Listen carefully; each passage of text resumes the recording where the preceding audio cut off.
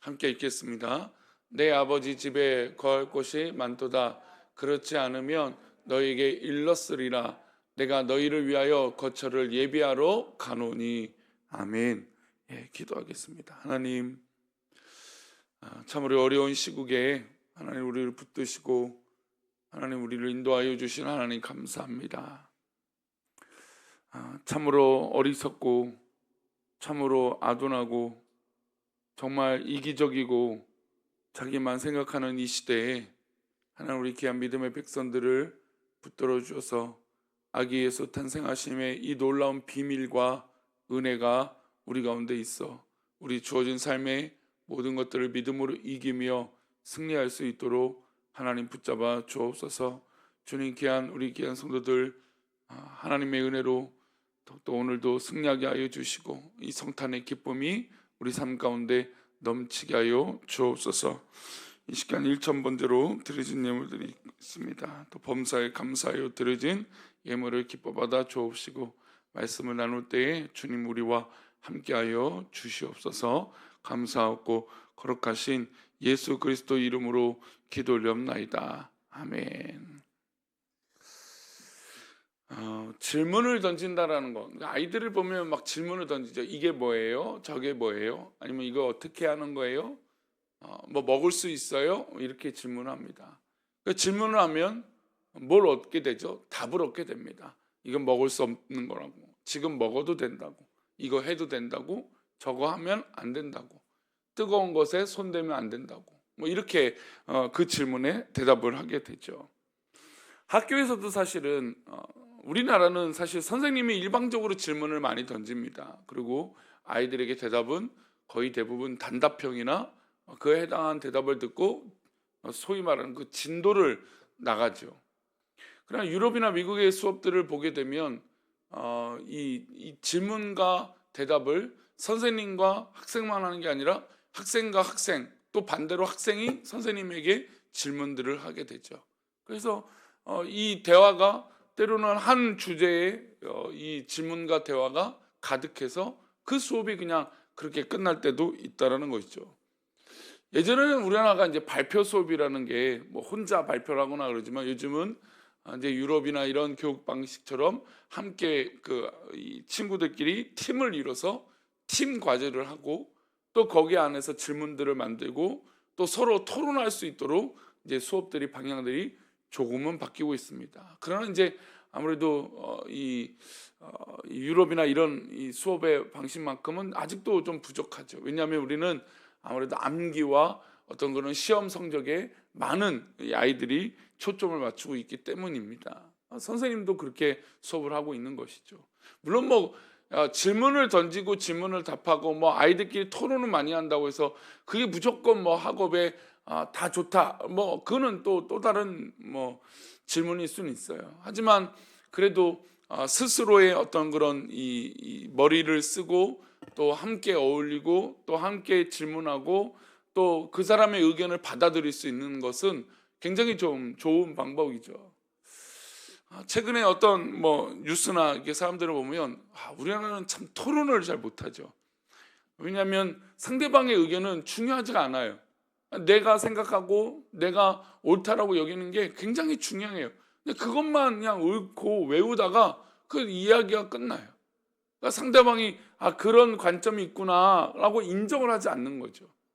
요즘 시대에 이 결과들을 보게 되면, 아픔들을 보면 이런 결과들이 있는 것은 아닌가, 그런 생각을 하게 됩니다. 신앙생활에도 마찬가지죠. 하나님께서 우리들의 자신의 문제를 하나님께 가지고 나옵니다. 그리고 하나님 앞에 질문하죠. 하나님, 내가 이런 과정이 있습니다. 내가 이런 어려움을 경험하고 있습니다. 이런 아픔이 있습니다. 하나님 도와주옵소서. 이런 질문들을 하나님 앞에 하는 것이죠. 오늘 본문에서 우리는 예수님의 두 제자 도마와 빌립이 등장하게 됩니다. 근데 이분들은, 이 두 제자는 궁금한 것을 참지 못하고 주님께 질문을 합니다. 그런데 어떻게 보면 좀 이 두 사람의 질문이 좀 너무 부족하고 의심이 많은 거 아닌가? 막 그런 생각을 하게 됩니다. 그런데 이 질문을 통하여 놀라운 결과들이 또 예수님의 어떤 그런 대답이 우리들이 지금까지 놀라운 어떤 그런 신앙의 기준이 되고 어떤 그런 답들이 되어지는 것을 볼 수 있어요. 그러니까 철없는 질문 같지만 그 철없는 질문으로 진리를 얻을 수 있다라는 것이죠. 예수님은 오늘 이 제자에게 다가오셔서 이런 말씀을 하십니다. 우리 2절부터 4절까지인데요. 함께 읽겠습니다. 내 아버지 집에 거할 곳이 많도다. 그렇지 않으면 너에게 일렀으리라.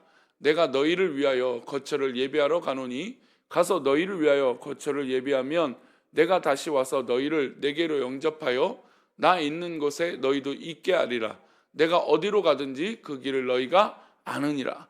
예수님은 어떻게 보면 지금 우리야 이 거할 곳이 많고 아버지 집에 가서 예비하신다는 것은 예수님이 천국에 가시고 또 이 부활하셔서 승천하신다라고 하는 것들을 우리는 이미 알고 있어요.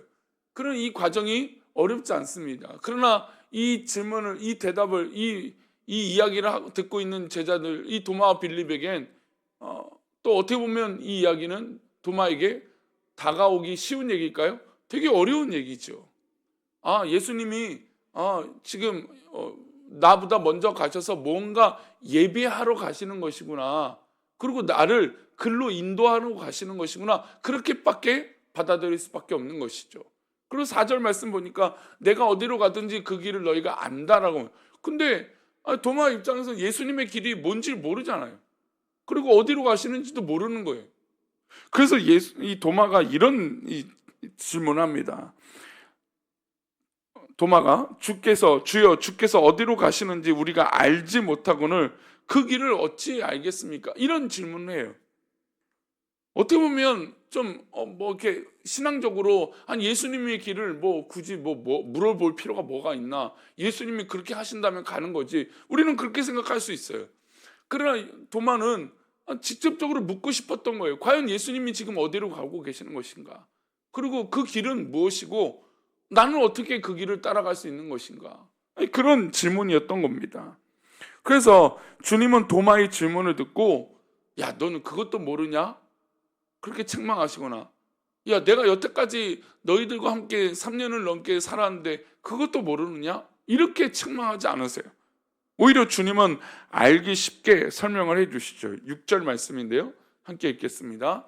예수께서 이르시되 내가 곧 길이요 진리요 생명이니 나로 말미암지 않고는 아버지께로 올 자가 없느니라. 이 말씀이 우리 신앙생활 가운데 굉장히 중요하고 또 아주 유명한 말씀이죠. 내가 곧 길이요 진리요 생명이니 나로 말미암지 않고는 아버지께로 올 자가 없다. 이 유명한 말씀은 도마가 던진 그 질문의 대답에서 나온 것입니다.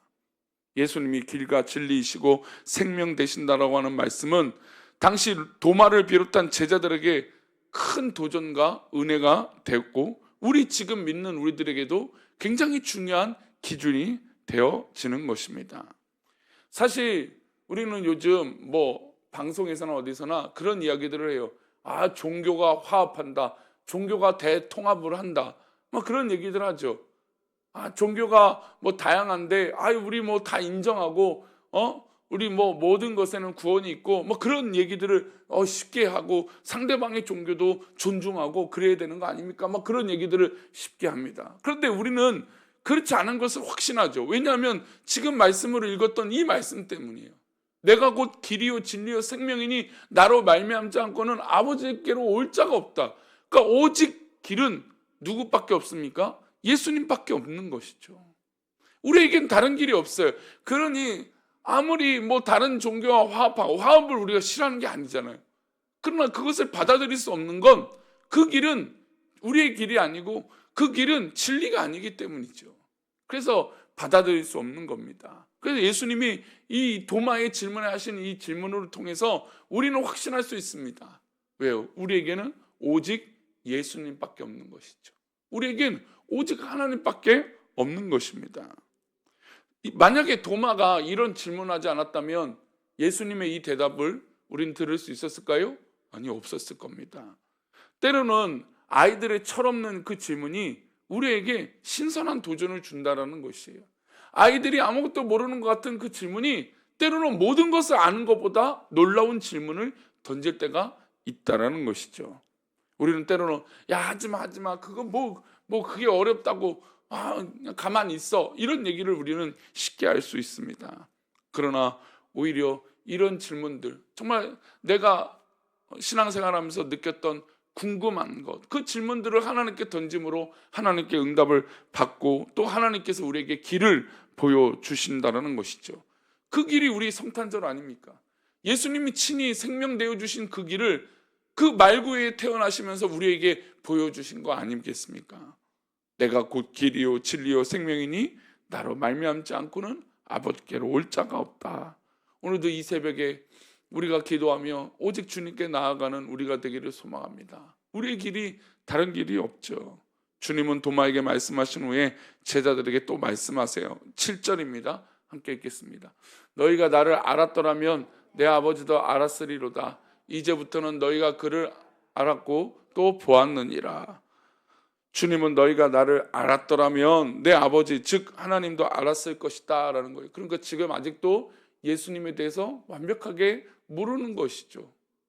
그러니까 예수님이 붙잡히시니까 다 도망가고 또 자기 살 길을 위해서 찾아 헤매고 이런 과정을 이들이 겪고 있는 거 아닙니까? 그러니까 이 말씀에 대해서 또 의구심을 가지고 한 사람이 있었습니다. 그게 바로 빌립이었어요. 빌립이 또 이렇게 질문합니다. 8절입니다. 빌립이 이르되 주여 아버지를 우리에게 보여주옵소서 그리하면 족하겠나이다. 아니 방금 지금 예수님이 나를 알면 하나님을 안다라고 했는데 지금 나는 잘 모르겠으니까 빌립은 아버지를 우리에게 보여주옵소서 그러면 내가 알겠습니다. 내가 그 말이 진짜인지 믿겠습니다. 이제 그런 질문을 던지는 것입니다. 예수님과 먹고 마시면서 3년을 동행했는데도 하나님을 보지 못한 것이죠.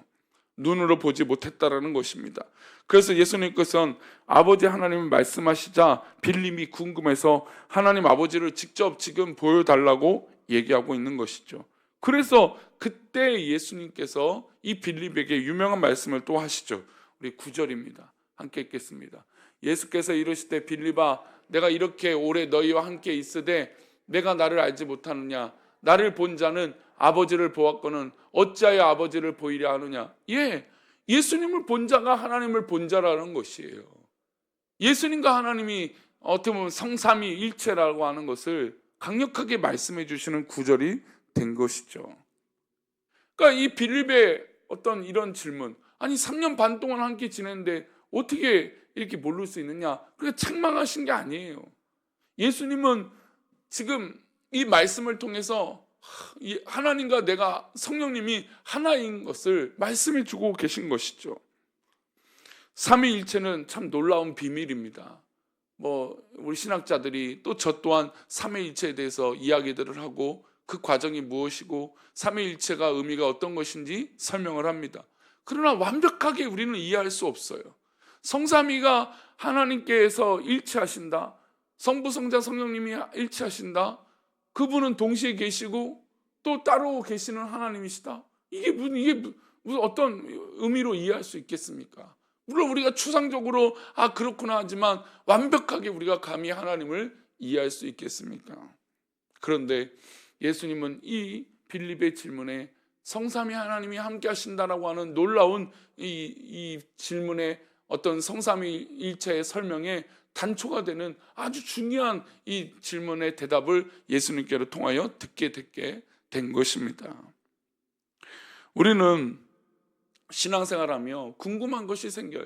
저도 어렸을 때 은혜를 받고 길을 가다가 하나님 이게 뭔가요?